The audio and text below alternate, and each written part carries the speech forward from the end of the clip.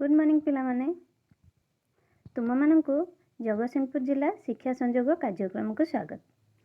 आमे नवम श्रेणी जीव विज्ञान बहिर द्वितीय अध्यायर केतेक अंश को ऑलरेडी रिविजन कर सारी। तेणु आज आमर प्रसंग होची रिविजन रो केतेक कोष अंगिका गुड़िक। तो प्रथम कोष अंगिकाटी होची एंडोप्लाज्मिक रेटिकुलम। जो एंडोप्लाज्मिक रेटिकुलम टी नेस्टीर आवरण सह संयुक्त होई बा नेस्टीर बाह्य आवरण सह बहिस्तर सहित संयुक्त होई कोषर विभिन्न दिग देई कोष झिली पर्यंत विस्तृत होई रही थाए। एवं यह दुई प्रकार यथा अमसृण एंडोप्लाज्मिक रेटिकुलम और मसृण एंडोप्लाज्मिक रेटिकुलम। अमसृण एंडोप्लाज्मिक रेटिकुलम रे पृष्ठ भागरे राइबोसोम संश्लिष्ट होई रही थाए। मसृण एंडोप्लाज्मिक रेटिकुलम रे राइबोसोम न थाए। मन रखिबा भल से। अमसृण एंडोप्लाज्मिक रेटिकुलम रे पुष्टिसार संश्लेषण हेउथिबा बेले मसृण एंडोप्लाज्मिक रेटिकुलम रे स्नेहसार संश्लेषित होई थाए। मन रहिला। जेहेतु ए दुई झिलीर बा ए दुई जालिकार कार्यधार अलगा किंतु एमाने अलगा न होई परस्पर सह संयुक्त होई रही थांती। एठी देखि पारुथबो ए जो rough endoplasmic reticulum smooth endoplasmic reticulum लिखाई छी। एटा होची अमसृण एंडोप्लाज्मिक रेटिकुलम एवं एटा होची मसृण एंडोप्लाज्मिक रेटिकुलम। तेणु ये दुईटा परस्पर सहित संयुक्त होई रही थांती। जदि आमे एंडोप्लाज्मिक रेटिकुलम रो कार्य गुडी को देखिबा ताले यार कार्य कोन कोन होई थाए। प्रथमे एहा कोष मध्यरे विभिन्न प्रकार पदार्थर प्रेरण करथांती। ताले केउ केउ पदार्थर प्रेरण हुए जो पदार्थ गुड़िक आम कोष पई दरकारी। द्वितीय होची झिली निर्माण। झिली निर्माण अर्थात यह झिली निर्माण रे सहाय्य करि थाए कोषर झिली निर्माण। तृतीयटी होची एंडोप्लाज्मिक रेटिकुलम गुड़िक भितरे विभिन्न औषध और दूषित पदार्थर विपाक मध्य घटी थाए। ताले आमे यार कार्य विषय जानिले। प्रथम कार्यटी होची कोष मध्यरे विभिन्न पदार्थर प्रेरण करिबा। द्वितीयटी होची कोषर झिली निर्माण रे सहाय्य करिबा। तृतीयटी होची औषध और दूषित पदार्थर विपाक घटाइबा। नेक्स्ट कोष अंगिकाटी होची गोल्गी बॉडी। ताले गोल्गी बॉडी गुडाक आकार एगुड़ाक किपरि होई थाए। एठी तुमे देखि पारुथिबो बक्राकार थळी बा चेप्टा नळी बा सूक्ष्म जालिका परि होई थाए। एमाने मने रख पिला माने आमे एंडोप्लाज्मिक रेटिकुलम टू पढुचे। तेणु एंडोप्लाज्मिक रेटिकुलम सहित आगु को जेते की पढिबा सबु जाकर किछि ना किछि लिंक अछि। जेमति कि एठी तुमे देखि पारुथिबो एंडोप्लाज्मिक रेटिकुलम गुडाक अछि। एटा होची हमर गोल्गी बॉडी। ताले आमे कोन जानले ना एगुड़ाक समांतराल भाबरे एंडोप्लाज्मिक रेटिकुलम रा निकट रे रही थाए। केउ गुडाक गोल्गी बॉडी गुडाक। आ मसृण एंडोप्लाज्मिक रेटिकुलम रे थिबा राइबोसोम गुड़िक एठी देखि पारुथिबा ए जो डॉट डॉट हेची एगुड़ाक होची राइबोसोम आ एटा होची मसृण एंडोप्लाज्मिक रेटिकुलम। तेणु मसृण एंडोप्लाज्मिक रेटिकुलम रे थिबा राइबोसोम रे पुष्टिसार संश्लेषित होई निधनी निधनी पिला माने कोठी अछि भलसे देख जहा को आमे कहूचे वेसिकल।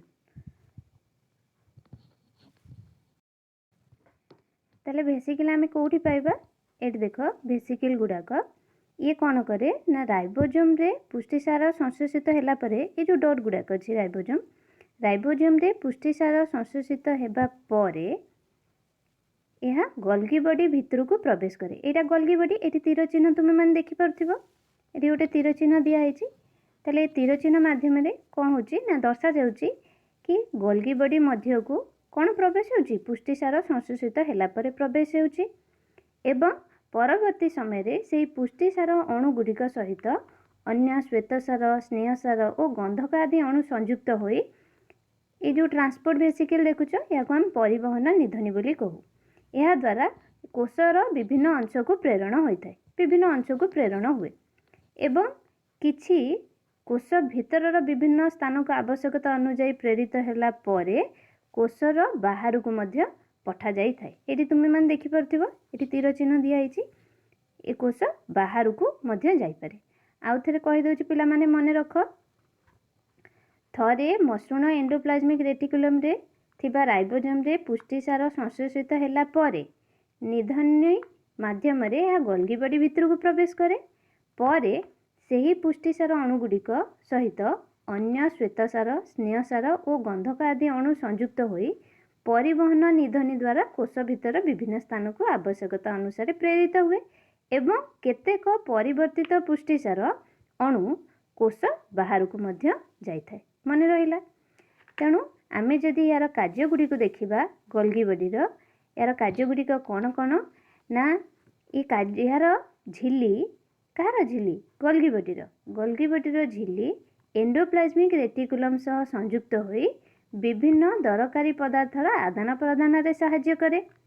द्वितीय होची यह मध्य कोष भित्ति तैयारी रे सहाय्य करे जेहेतु आमे पूर्वरु देखिथिले एंडोप्लाज्मिक रेटिकुलम रे मध्य कोष झिल्ली निर्माण रे सहाय्य करथला एटी कोष भित्ति निर्माण रे सहाय्य करछि। सेहिपरि यह विभिन्न प्रकार एंजाइम मध्य क्षरण करिथाय। मन रखिबा जिनस होची पिला माने एठी जहाँ को भलसे मन रखिबो उद्भिद कोष रे देखा जाउथिबा गोल्गी बॉडी को आमे डिक्टियोजोम बोली कहू। डिक्टियोजोम नेक्स्ट कोष अंगिका विषय रे जानिबा जहाँ को आमे कहूचे राइबोसोम। राइबोसोम विषय रे ऑलरेडी आमे जानि सारिलेनी कोठी जानले ना आमे देखिले अमसृण एंडोप्लाज्मिक रेटिकुलम रो पृष्ठभाग रे राइबोसोम माने देखा जाउथले ता छडा कोष रे मध्य छोट छोट राइबोसोम क्षुद्र दाना सदृश राइबोसोम गुड़िक मध्य देखा मिले ये देखिपे एंडोप्लाज्मिक रेटिकुलम सहित संश्लिष्ट हो देखा जाए एवं कोष मध्य यह क्षुद्र दाना परी देखा मिले ता सहित एमाने एंडोप्लाज्मिक रेटिकुलम सहित मिसिले बा एंडोप्लाज्मिक रेटिकुलम रो पृष्ठ रे देखा गले आगो आमे अमसृण एंडोप्लाज्मिक रेटिकुलम बोली कहि थाउ। राइबोसोम रे थिबा आरएनए को राइबोसोमल आरएनए बोली कुहा जाए। कार्य विषय आमे जानिबा एटा होची पिला माने राइबोसोम जदि आमे एटा को देखिबा तले एटा होची हमर राइबोसोम। राइबोसोम रे कोन हेची एठी देखि परथो गोटे mRNA tRNA amino acid A तीनटा जिंस को भलसे देखो।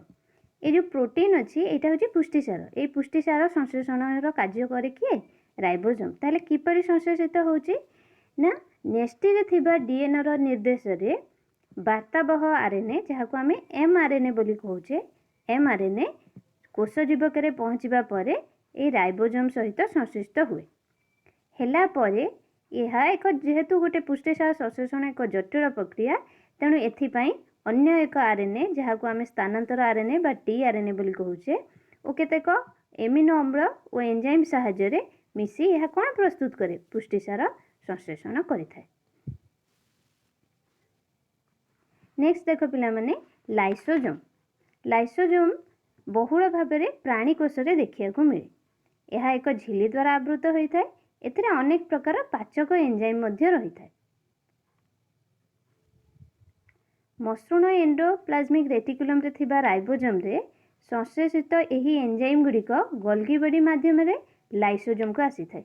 भल से बुझ पिला माने आग एंडोप्लाज्मिक रेटिकुलम सेठी राइबोसोम संश्लेषित होला परे गोल्गी बॉडी को आसे गोल्गी बॉडी माध्यम कुआड़ को जाए लाइसोसोम को आसी थाए।